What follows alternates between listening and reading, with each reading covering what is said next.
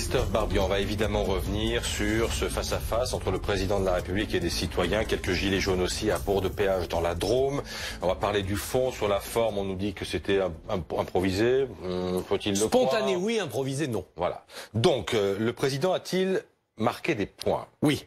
Incontestablement, le président marque un point. Laurent Wauquiez lui reproche à midi de parler au contact des Français, des vrais Français. À 18h, il le fait. Il marque un point aussi parce que c'est un président qui a réponse à tout. Vous sortez une question, il sort sa fiche, il répond. C'est toujours impressionnant. Mais attention, il y a des limites à cet exercice. Or, le côté toujours vertical, celui qui sait qui est en haut, et puis ceux qui s'interrogent ou qui souffrent qui sont en bas, il y a quand même quelques carences. D'abord, on n'a pas encore les vraies pistes de restitution possibles. Il y aura quoi? Des lois, des référendums? Il reste brumeux, le président, et pas seulement pour préserver la neutralité des débats, aussi parce qu'il ne sait pas. Ensuite, on n'a aucune piste, ni du président, ni des Français, sur les dépenses qu'il faudra diminuer.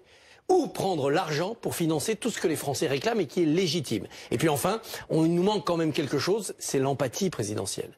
Même quand on lui pose une question sur les SDF qui meurent de froid, il répond technocratiquement. Alors c'est incontestable comme réponse, mais c'est parfois aussi insupportable de ne pas laisser parler tout simplement son cœur en disant que parfois l'homme politique, il a pas les moyens de répondre aux souffrances des Français, mais il a les moyens peut-être de les partager. Bon, le programme du week-end, nuit jaune samedi soir, foulard rouge dimanche. La rue va donc rester animée ce week-end.